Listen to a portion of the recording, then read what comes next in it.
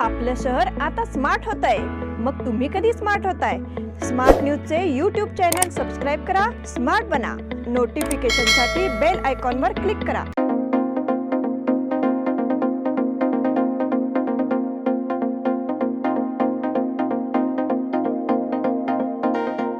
नमस्कार, मी अनुजा पाटील. स्मार्ट न्यूजच्या आजच्या बुलेटिनमध्ये आपले स्वागत करते. सुरुवातीला एक नजर आजच्या ठळक घडामोडींवर.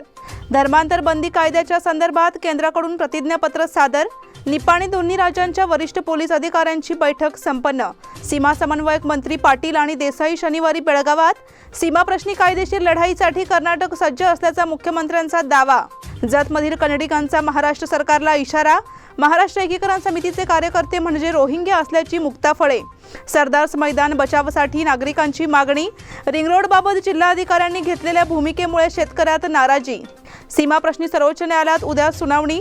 लाल पिवळा प्रकरणी सुनावणी उद्या.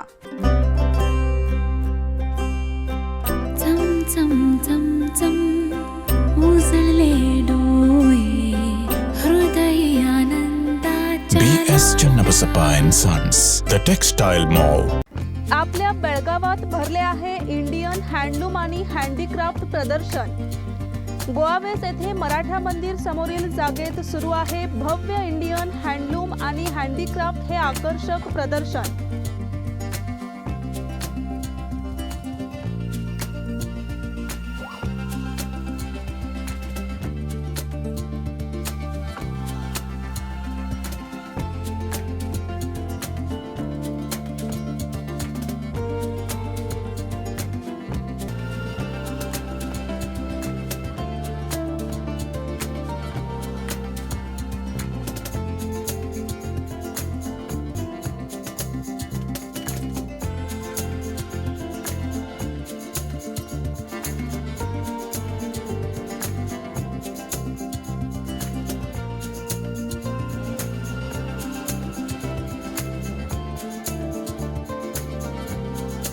दैनंदिन गरजेच्या अनेक वस्तू एकाच छताखाली उपलब्ध.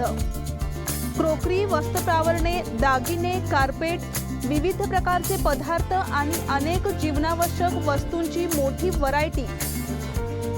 पाहण्यासाठी अवश्य भेट द्या. मंगल ग्राउंड, अग्निशामक दलासमोर, खानापूर रोड, बेळगाव.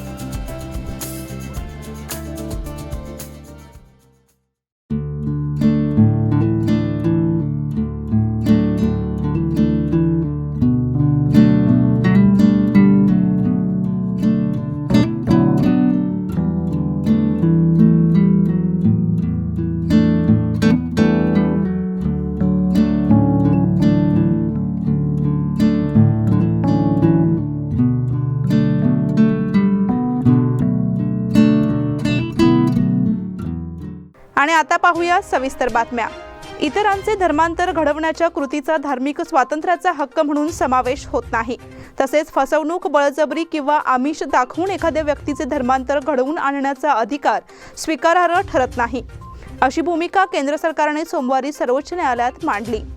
बळजबरीने धर्मांतराचा धोका असल्याने त्यावर अंकुश ठेवणारे कायदे महिला तसेच सामाजिक आणि आर्थिकदृष्ट्या मागास समाज घटकांच्या संरक्षणासाठी आवश्यक असल्याचेही केंद्राने न्यायालयात दाखल केलेल्या प्रतिज्ञापत्रात स्पष्ट केले आहे. धर्म स्वातंत्र्याचा अधिकार आणि त्याहून महत्त्वाचे म्हणजे सर्व नागरिकांच्या सद्विवेकाचा अधिकार हा एक अत्यंत मौल्यवान हक्क म्हणून त्यांचे संरक्षण कार्यपालिका आणि विधिमंडळाने करणे आवश्यक आहे, असेही केंद्राने प्रतिज्ञापत्रात म्हटले आहे.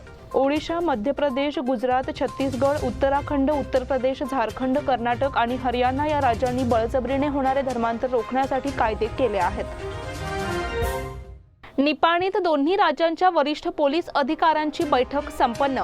कर्नाटक आणि महाराष्ट्र सीमेवर कायदा आणि सुव्यवस्था राखण्यासाठी दोन्ही राज्यातील पोलीस दलात माहितीच्या देवाणघेवाणीसह समन्वय आवश्यक असल्याचे मत कर्नाटक कायदा सुव्यवस्था विभागाचे अतिरिक्त पोलीस महासंचालक आलोक कुमार यांनी व्यक्त केले आहे. निपाणी येथील सरकारी विश्रामधाम आज मंगळवारी सकाळी महाराष्ट्र आणि कर्नाटक आंतरराज्य पोलीस अधिकारी वर्गाची बैठक झाली. त्यात भाग घेऊन संबोधित करताना एडीजीपी आलोक कुमार यांनी यांनी दोन्ही राज्यातील सीमा भागात कायदा आणि सुव्यवस्था राखण्यासाठी आंतरराज्य गुन्हेगारांवर वचक ठेवण्याची गरज व्यक्त केली। या दोन्ही राज्यांच्या पोलीस अधिकाऱ्यांमध्ये ताळमेळ समन्वय असणे आवश्यक आहे। आपल्या हद्दीतील कुप्रसिद्ध गुन्हेगार, रौडी शीट्स आणि उपद्रवी गुन्हेगारांच्या विषयी माहितीचे आदान-प्रदान करणे आवश्यक आहे, असे त्यांनी सांगितले। दरम्यान या उच्चस्तरीय आंतरराज्य पोलीस अधिकारी बैठकीला बेळगाव उत्तर विभागाचे आयजीपी सतीश कुमार, बेळगाव शहर पोलीस आयुक्त डॉक्टर MB बोरलिंगय्या, जिल्हा पोलीस प्रमुख डॉक्टर संजीव पाटील, अतिरिक्त पोलीस अधीक्षक महानिंग नंदगावी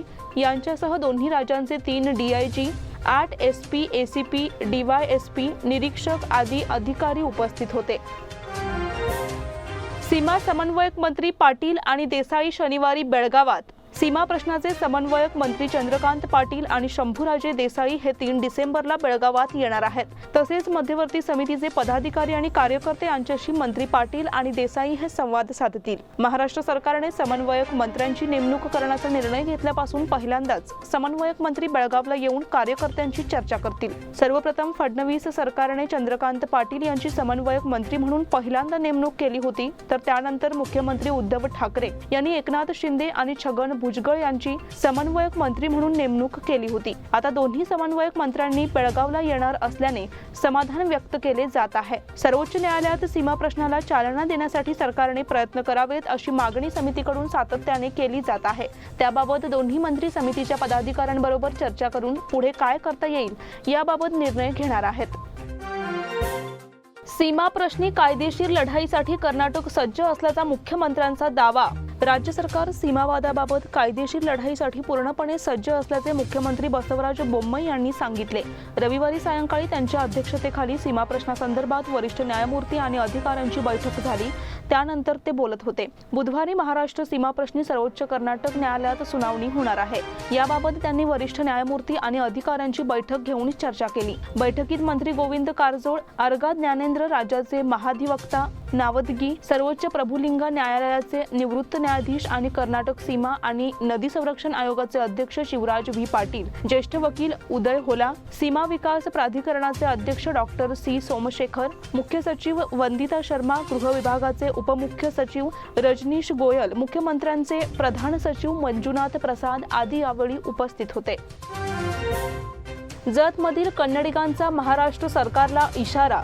महाराष्ट्र सरकारने आमच्या मागण्यांकडे अक्षम्य दुर्लक्ष केले आहे, त्यामुळे आम्हाला सरकारकडून कोणत्याही सुविधा उपलब्ध होऊ शकत नाहीत। त्यामुळे आम्हाला महाराष्ट्रातून कर्नाटकात समाविष्ट करा अशी मागणी जतमधील कर्नाटक नवनिर्माण सेनेच्या सदस्यांनी केली आहे। या संघटनेचे अध्यक्ष सोमलिंग चौधरी आणि सहकार्यांनी ही मागणी मंगळवारी बेळगावात पत्रकार परिषदेत केली। सीमा भागातील जत तालुक्यात असणाऱ्या अनेक खेड्यांना पिण्याचे पाणी, रस्ते, विद्युत पुरवठा अशा सुविधा देण्यात महाराष्ट्र सरकार अपयशी ठरले आहे।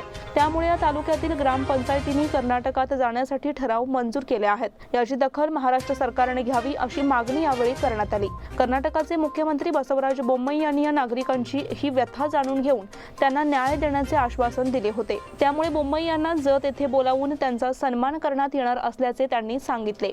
या पत्रकार परिषदेवेळी संघटनेचे राज्य अध्यक्ष भीमाशंकर पाटील, जिल्हा अध्यक्ष बाबू संगोडी आणि इतर सदस्य उपस्थित होते। महाराष्ट्र एकीकरण समितीचे कार्यकर्ते म्हणजे रोहिंग्या असल्याची मुक्ताफळे। नेहमीच समितीच्या कार्यकर्त्यांना डिवचणाऱ्या कर्नाटक नवनिर्माण सेनेच्या म्होरक्याने पुन्हा एकदा आपली मुक्ताफळे उधळली आहेत। कर्नाटक नवनिर्माण सेनेचे राज्य अध्यक्ष असणाऱ्या भीमाशंकर पाटील यांनी हे वक्तव्य केलंय। महाराष्ट्रातील नेते मंडळी कर्नाटकात येऊन सर्वेक्षण करीत आहेत, मात्र कर्नाटक सरकार काहीच करीत नाही, याची खंत त्यांनी व्यक्त केली। तसेच न्यायालयीन लढाईसाठी कर्नाटक सरकार पुरावे देत नसल्याचे दुःखही व्यक्त केले। सीमा भागातील महाराष्ट्र एकीकरण समितीचे कार्यकर्ते हे रोहिंग्या आहेत, त्यांना सीमा भागातून हाकलवून दिले पाहिजे असे उद्गार या भीमाशंकरने काढले आहेत। त्यामुळे सीमा भागात संतप्त प्रतिक्रिया व्यक्त होतीये। जत येथून आलेल्या काही कन्नडिगांना घेऊन पत्रकार परिषद घेण्यासाठी भीमाशंकर पाटील हे उपस्थित होते। त्यावेळी त्यांनी कर्नाटकातील समितीचे कार्यकर्ते हे रोहिंग्या आहेत, त्यांनी कर्नाटकाशी द्रोह केला आहे अशी मुक्ताफळे उधळली। तसेच त्यांना राज्यातून बाहेर हाकलवून द्या अशी मागणी केली। येणाऱ्या विधिमंडळ अधिवेशनाच्या वेळी महामेळावा घेण्यास परवानगी दिली जाऊ नये अशी मागणी देखील त्यांनी केली आहे। सरदास मैदान बचावासाठी नागरिकांची मागणी। शहराच्या मध्यवर्ती भागातील एकमेव खुले क्रीडा मैदान असणारे सरदारचं मैदान सुरक्षित ठेवावे आणि या ठिकाणी फक्त क्रीडा स्पर्धाच व्हाव्यात या मागणीसाठी आता शहरातील नागरिक पुढे सरसावले आहेत। त्यांनी मंगळवारी जिल्हाधिकारी नितेश पाटील यांची भेट घेऊन आपल्या मागणीचे निवेदन सादर केले। यापूर्वी जिल्हा प्रशासनाने एक आदेश काढून सरदारचं मैदान हे फक्त क्रीडा स्पर्धांसाठी राहील असे जाहीर केले होते। मात्र अलीकडच्या काही दिवसात या मैदानावर राजकीय मेळावे भरविण्यात येत आहेत। तसेच काही राजकीय नेत्यांकडून होणारे विविध सोहळ्यांसाठी हे मैदान बहाल करण्यात येत आहे। याबद्दल नागरिकांनी तीव्र नाराजी व्यक्त केली आहे। व्यावसायिक कारणासाठी मैदान देण्याचे प्रकार थांबवावेत, त्याचप्रमाणे फक्त क्रीडा स्पर्धा भरवण्यासाठी हे मैदान दिले जावे अशी मागणी करण्यात आली। निवेदन देतेवेळी शरद पाटील, सचिन कलवार, ॲडव्होकेट इरफान बयान, मैनुद्दीन पठाण, परशुराम तोरे, राजू केळगरी, गंगाधर पाटील, महेश बडवांनाचे, रवी कोपद, पंकज पाटील, सुनील पाटील आदी यावेळी उपस्थित होते। निवेदनमध्ये हे नमूद केलेलं आहे की ही जे सरदार हायस्कूल ग्राउंड आहे हे फक्त क्रिकेटसाठी ठेवावं आणि इतर खेळांसाठी ठेवावं आणि ते एक्झिबिशन्स किंवा कमर्शियल पर्पजला न देऊ नये, जेणेकरून आमचे सगळे खेळाडू जे आम्ही 25-25 वर्षापर्यंत खेळणारे खेळाडू आहोत। रिंग रोड बाबत जिल्हाधिकाऱ्यांनी घेतलेल्या भूमिकेमुळे शेतकऱ्यात नाराजी। शेतकऱ्यांची सुपीक शेतजमीन घशात घालून त्यांना देशोधडीला लावणाऱ्या रिंग रोड प्रकल्पाबाबत प्रखर आंदोलन छेडण्यात आले। मात्र भव्य चाबूक मोर्चा काढणाऱ्या शेतकऱ्यांना जिल्हाधिकारी नितेश पाटील यांनी दिलेल्या उत्तरामुळे शेतकऱ्यात नाराजीचा सूर उमटलाय। सदर प्रकल्प हे विकासासाठीच असल्याचे त्यांनी सांगितल्यामुळे आंदोलनकर्त्या शेतकऱ्यांना नाराज व्हावे लागले आहे। रिंग रोड, हलगामच्छी बायपास, रेल्वे मार्ग या केंद्र सरकारच्या योजना आहेत। सर्वांगीण विकासासाठी हे प्रकल्प आवश्यक आहेत। कोणत्याही प्रकल्पाला सुरुवातीला विरोध होतच असतो, अशा शब्दात जिल्हाधिकारी नितेश पाटील यांनी महत्त्वाच्या रिंग रोडसह विविध प्रकल्पांचे समर्थन केले। रिंग रोड विरोधात शेतकऱ्यांनी काढलेल्या चाबूक मोर्चात जिल्हाधिकाऱ्यांनी निवेदन स्वीकारले। त्या ठिकाणी रिंग रोड आणि रेल्वे मार्गाबाबत महामार्ग प्राधिकरण आणि रेल्वे अधिकाऱ्यांशी चर्चा करण्याची ग्वाही दिली, पण त्यानंतर पत्रकारांशी बोलताना मात्र या प्रकल्पनाचे त्यांनी समर्थन केले। सीमाप्रश्नी सर्वोच्च न्यायालयात उद्या सुनावणी। महाराष्ट्र कर्नाटक सीमाप्रश्नी बुधवार दिनांक 30 रोजी सर्वोच्च न्यायालयात सुनावणी होणार आहे। त्यामुळे मराठी भाषिकांचे लक्ष न्यायालयाकडे लागून असणार आहे। या याचिकेवर 23 नोव्हेंबरला सुनावणी होती, मात्र खंडपीठातील सुनावणीसाठी न्यायाधीश अनुपस्थित राहणार असल्याने सुनावणी पुढे ढकलली होती। मात्र सुनावणी लवकर घेण्यात यावी यासाठी महाराष्ट्र सरकारने शुक्रवारी सर्वोच्च न्यायालयाच्या सरन्यायाधीशांकडे अर्ज दाखल केला होता। त्यानंतर 30 नोव्हेंबरला सीमाप्रश्नावर सुनावणी कर्नाटकने दाखल केलेल्या अंतरिम याचिकेवर सुनावणी होणार असल्याने सुनावणी महत्त्वाची आहे। त्यामुळे सुनावणी होऊन प्रश्नाला चालना मिळेल अशी अपेक्षा सीमावासियांकडून व्यक्त होत आहे। लाल पिवळा प्रकरणी सुनावणी उद्या। प्रादेशिक आयुक्त कार्यालयासमोर लाल पिवळा बेकायदा ध्वज लावल्याप्रकरणी महाराष्ट्र एकीकरण समिती कार्यकर्त्यांनी आंदोलन केले होते। त्यामुळे त्यांच्यावर प्रक्षोभक भाषण आणि भाषिक तेढ निर्माण केल्याच्या दाखल गुन्ह्यात सोमवार दिनांक 28 रोजी झालेल्या सुनावणीत मराठी कार्यकर्त्यांचा जबाब पूर्ण झाला असून आता 30 नोव्हेंबर रोजी सरकारी पक्षातर्फे जबाब नोंदवण्यात येणार आहे। 2016 मध्ये प्रादेशिक कार्यालयासमोर बेकायदा आयुक्त लाल पिवळ्या झेंड्याविरोधात महाराष्ट्र एकीकरण समिती कार्यकर्ते सूरज कणबरकर, अजित कोकणे, मनोज बावशे, सुधीर कालकुंद्रीकर, नारायण किटवाडकर आणि सतीश गावडोजी यांनी धर्मवीर संभाजी चौकात तोंडाला काळी फीत बांधून आंदोलन केले होते। या प्रकरणी मार्केट पोलिसांनी त्यांच्या विरोधात गुन्हा दाखल करून न्यायालयात दोषारोप दाखल केले आहेत। आणि आता वेळ झाली आहे छोट्याशा विश्रांतीची। तुम्ही पाहत रहा स्मार्ट न्यूज।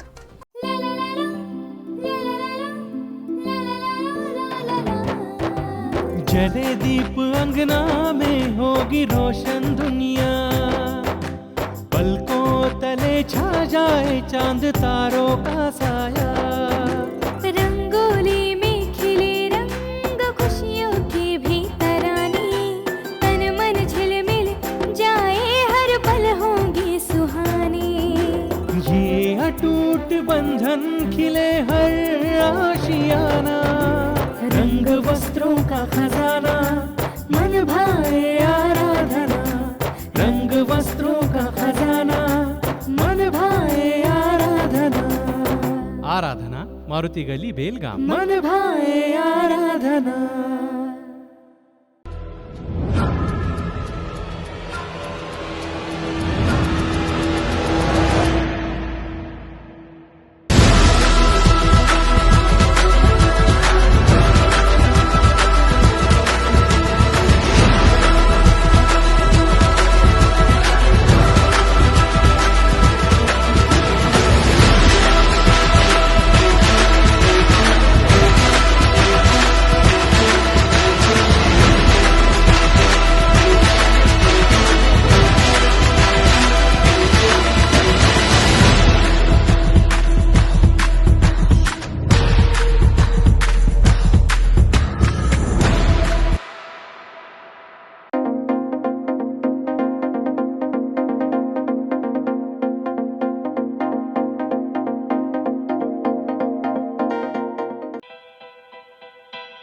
बेलगाम वासियों के पसंद में उतरा उड़ान बार एंड रेस्टोरेंट।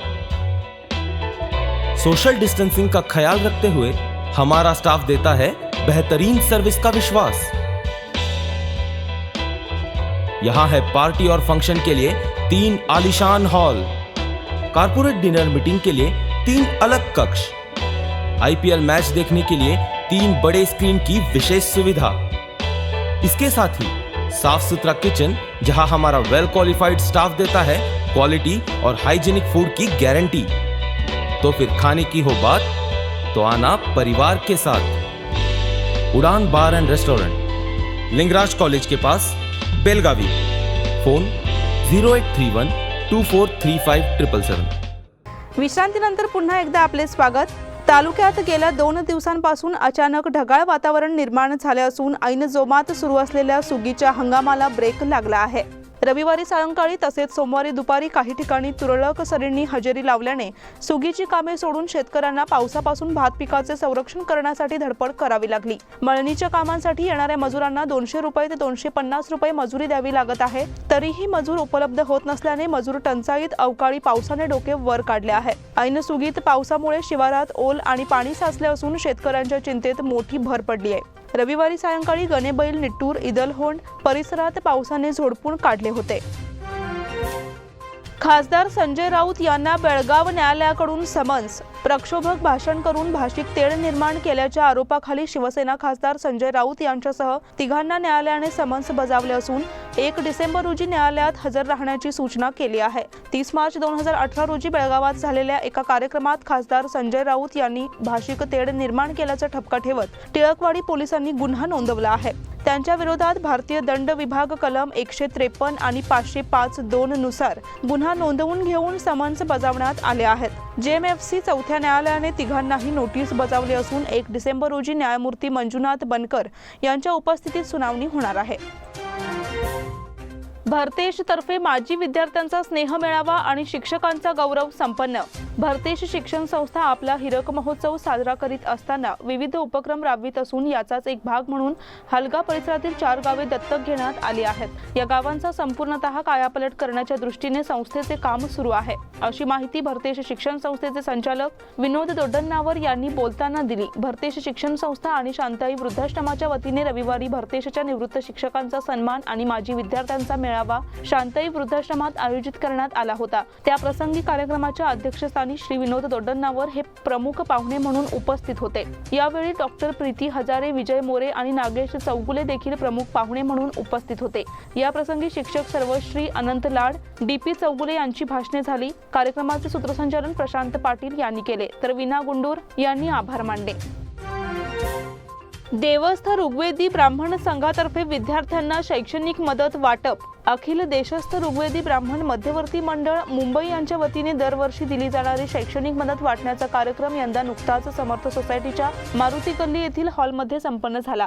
आजवर विद्यार्थ्यांना 1 लाख रुपये पर्यंतची शैक्षणिक मदत करण्यात आली असल्याची माहिती विनायक जोशी यांनी दिली। या प्रसंगी देशस्थ ऋग्वेदी ब्राह्मण संघ बेळगावचे उपाध्यक्ष सुधीर जोशी, कार्याध्यक्ष सुहास कुलकर्णी, कार्यवाह विनायक जोशी, खजिनदार अभय जोशी आणि समर्थचे व्यवस्थापक अरविंद कुलकर्णी हे उपस्थित होते।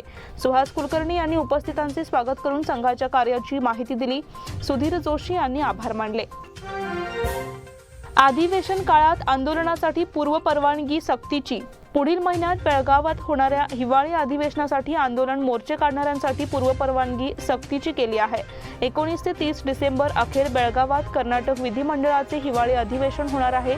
या काळात अनेक जण मोर्चे काढतात, धरणे धरत मंत्री, लोकप्रतिनिधींना घेराव घालतात। मात्र मोर्चा काढायचा असेल अथवा आंदोलन करायचे असेल तर पूर्व परवानगी घ्यावी असे पत्रक पोलीस आयुक्तालयाने प्रसिद्ध केले आहे। यासाठी गुन्हे विभागाच्या ACPंची नोडल अधिकारी म्हणून नियुक्ती केली आहे। त्यांच्याकडे रीतसर अर्ज दिल्यानंतर त्याला आयुक्तालयाने मंजुरी देणे गरजेचे आहे असे जाहीर करण्यात आले आहे। शारिकच्या हत्येचा कट, पोलीस बंदोबस्तात वाढ। मंगळूर बॉम्बस्फोटामधील मुख्य संशयित आणि साक्षीदार असणाऱ्या शारिक महम्मदला जीवे मारण्याचा कट रचण्यात आल्याची माहिती मिळाली आहे. यामुळे पोलिसांनी त्याला दाखल केलेल्या रुग्णालय परिसरात कडेकोट बंदोबस्त ठेवला आहे. शारिकच्या प्रकृतीत सुधारणा होत आहे. शारिकच्या हत्येचा कट आखल्याचे समजताच पोलिसांनी सशस्त्र पोलिसांची संख्या वाढवली आहे. दहशतवादी कारवायांसाठी स्लीपर सेलना ऍक्टिव्ह करण्यात आल्याचा सुगावा लागला आहे. शारिक सोबत आलेला आणखीन एक जण बेपत्ता झाल्याने आणखी घातपाताचा संशय बळावला आहे. शारिक असणाऱ्या रुग्णालयात मेटल डिटेक्टर बसवण्यात आले आहेत. PUC द्वितीय वर्षाची परीक्षा 9 ते 29 मार्च पर्यंत होणार. 12वीचे अंतिम वेळापत्रक सोमवारी जाहीर करण्यात आले. त्यानुसार 9 ते 29 मार्च पर्यंत परीक्षा घेण्यात येणार आहे. वेळापत्रकामध्ये 9 मार्च रोजी गणित, शिक्षणशास्त्र, कन्नड, अरेबी, 13 रोजी अर्थशास्त्र, 14 रोजी रसायनशास्त्र, कर्नाटक संगीत, हिंदुस्थानी संगीत, मानसशास्त्र, 15 रोजी मराठी, तमिळ, तेलुगू, मल्याळम, संस्कृत, फ्रेंच, 16 रोजी बिझनेस स्टडीज, लॉजिक, 17 रोजी माहिती तंत्रज्ञान, रिटेल, ऑटोमोबाईल, 18 रोजी भूगोल, जीवशास्त्र, 20 रोजी इतिहास, भौतिकशास्त्र, 21 रोजी हिंदी, 23 रोजी इंग्रजी, 25 रोजी राज्यशास्त्र, स्टॅटिस्टिक्स, 27 रोजी ऐच्छिक कन्नड, अकाउंटन्सी, जिओलॉजी आणि 29 रोजी समाज पेपर असणार आहे. अफजल खान कबरीलगतच्या अतिक्रमणावरील कारवाई योग्य. महाराष्ट्र सरकारला सर्वोच्च न्यायालयाने सोमवारी मोठा दिलासा दिला. प्रतापगडच्या पायथ्याशी असलेल्या अफजल खानच्या कबरीलगत करण्यात आलेल्या अनधिकृत बांधकाम पाडण्याच्या राज्य सरकारच्या कारवाई विरोधात दाखल करण्यात आलेल्या याचिकेवरील सुनावणी सर्वोच्च न्यायालयाने बंद केली आहे. अतिक्रमण हटवण्याची कारवाई योग्यच असल्याचे न्यायालयाने स्पष्ट केले आहे. वनक्षेत्रात मोडणाऱ्या या कबरीलगत करण्यात आलेले अनधिकृत बांधकाम पाडण्यात आले असून ही कारवाई करताना कबरीला कुठलेही नुकसान पोहोचवण्यात आले नाही, अशी माहिती सातारा जिल्हा प्रशासनाने न्यायालयात दिली. पूजा राजू मोरे यांचे निधन. बापटगल्ली येथील रहिवासी पूजा राजू मोरे वय 38 यांचे दिनांक 28 रोजी अल्पशा आजाराने निधन झाले. त्यांच्या पश्चात पती, मुलगी असा परिवार आहे. शालेय विद्यार्थी स्वयं गौरव ढाले याचे निधन. हंचिनाळ येथील शालेय विद्यार्थी स्वयं गौरव ढाले वय 11 याचे दिनांक 28 रोजी आकस्मिक निधन झाले.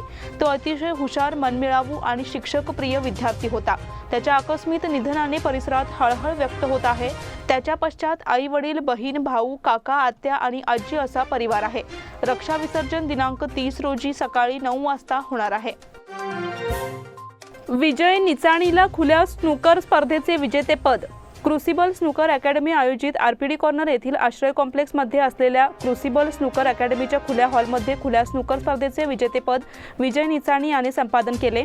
या स्पर्धेतील उपविजेतेपद R संतोष याने, तर उपांत्य फेरीत M योगेश कुमार आणि फसाल रवान यांनी, उपउपांत्य फेरीत महेश जगदाळे, कृष्णा बरड, ML लक्ष्मण, कुशल C यांनी प्रवेश केला होता. यावेळी मान्यवरांच्या हस्ते चषक देऊन गौरविण्यात आले. क्रुसिबल स्नूकर अकॅडमीचे मुख्य अभिजित मोरे व्यासपीठावर उपस्थित होते. या स्पर्धेत 100हून अधिक स्नूकरपटूंनी भाग घेतला होता. या स्पर्धेत राष्ट्रीय आणि राज्यस्तरीय स्नूकरपटूंनी भाग घेतला होता. केंद्रीय विद्यालय क्रीडा स्पर्धेला प्रारंभ.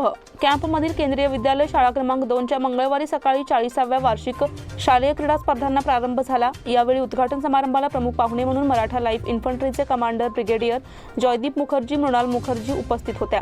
तर समारंभाच्या अध्यक्षस्थानी मुख्याध्यापक SS राजा उपस्थित होते. प्रारंभी प्रमुख पाहुणे ब्रिगेडियर जयदीप मुखर्जी यांच्या हस्ते क्रीडाध्वज फडकाविण्यात आला. केंद्रीय विद्यालय शाळा क्रमांक 2चा स्कूल कॅप्टन प्रवीण कुमार यांच्या नेतृत्वाखाली गंगा, कावेरी, नर्मदा, गोदावरी या 4 गटांच्या क्रीडा पथकांनी शानदार संचलनाद्वारे प्रमुख पाहुण्यांना मानवंदना दिली. स्कूल कॅप्टन प्रवीण कुमार याने सर्व खेळाडूंच्या वतीने शपथ देवविली. यावेळी राष्ट्रीय क्रीडापटू आद्य कुलकर्णी, अर्णव कुलकर्णी, स्फूर्ती वाली, संचिता पाटील, सईश्री पाटील यांच्यासह 25 क्रीडापटूंनी क्रीडाध्वज मैदानाभोवती फिरून प्रमुख पाहुण्यांच्या हाती सुपूर्द केली. या स्पर्धेत 2000हून अधिक क्रीडापटूंनी भाग घेतला होता. उद्घाटन समारंभाला शाळेचा शिक्षक वर्ग आणि पालकवर्ग मोठ्या संख्येने उपस्थित होता. स्विमर्स क्लबच्या जलतरणपटूंची राष्ट्रीय पॅरालिम्पिक जलतरण स्पर्धेत उत्तुंग बाजी. 22व्या राष्ट्रीय पॅराऑलिम्पिक जलतरण स्पर्धेत 2022 मध्ये बेळगाव पॅरा जलतरणपटूंनी अतुलनीय कामगिरी केली आहे. नुकत्याच पार पडलेल्या 22व्या राष्ट्रीय पॅरा स्विमर स्पर्धेत doctor Zakir Hussain sports complex Guwahati Assam येथे बेळगावच्या जलतरणपटूंच्या पॅरा जलतरणपटूंच्या पथकाने 14व्या राष्ट्रीय विक्रमासह 26 सुवर्ण पदके, 8 रौप्य पदके आणि 3 कांस्य पदके अशी एकूण 37 पदके जिंकून आश्चर्यकारक कामगिरी करून दाखवली आहे. या चॅम्पियनशिपमध्ये 17 वेगवेगळ्या राज्यांतील 500हून अधिक पॅरा जलतरणपटूंनी भाग घेतला होता. याचबरोबर स्मार्ट न्यूजचे आजचे बुलेटिन इथेच संपते. धन्यवाद.